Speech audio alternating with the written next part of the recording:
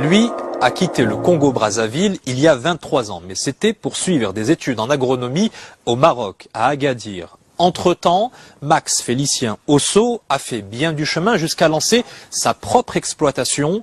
Depuis 2005, il produit des primeurs qu'il exporte un peu partout à travers l'Europe et désormais, fort de son expertise, il envisage de développer une coopération avec son pays d'origine. Reportage Houssine Ouzig et Adil Bouskri. C'est dans la région du Souss, plus exactement dans la province de Chtuka Eitbara, que Max Félicien Osso a posé ses bagages après avoir décroché son diplôme de l'Institut agronomique et vétérinaire Hassan II. Aujourd'hui, le Congolais est à la tête d'une plantation de tomates d'une superficie de 22 hectares. Il est l'un des plus grands producteurs et exportateurs de la région. Sa réussite, il la doit à son sérieux et à ses excellents rapports avec ses employés dont le nombre s'élève à plus de 120.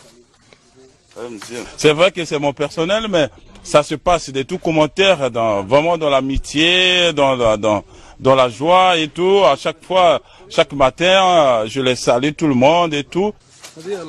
Fort d'une expérience d'une dizaine d'années dans la culture de la tomate, Max Félicien Osso est un expert de ce fruit apprécié des Marocains et au-delà des frontières.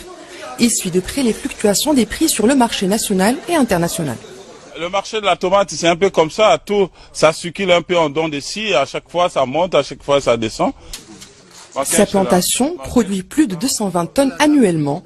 Il est devenu une référence dans toute la région. Monsieur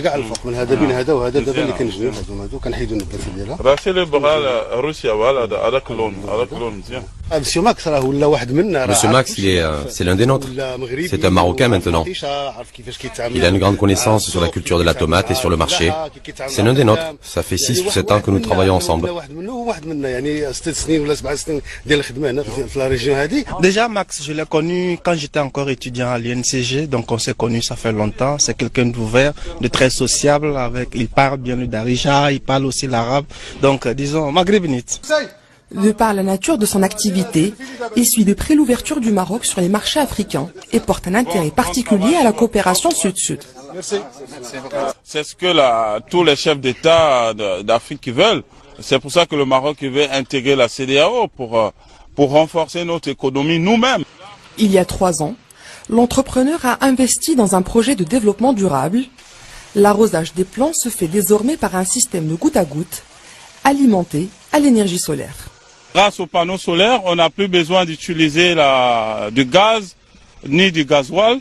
Et donc, au bout de 3 ans, on aura l'énergie complètement gratuite parce qu'on aurait rentabilisé notre investissement. L'attachement de Max Félicien Osso à la région du Souss n'est pas qu'économique. Le Congolais éprouve une affection particulière pour la région et sa culture. C'est là où je réside, c'est là où je vis.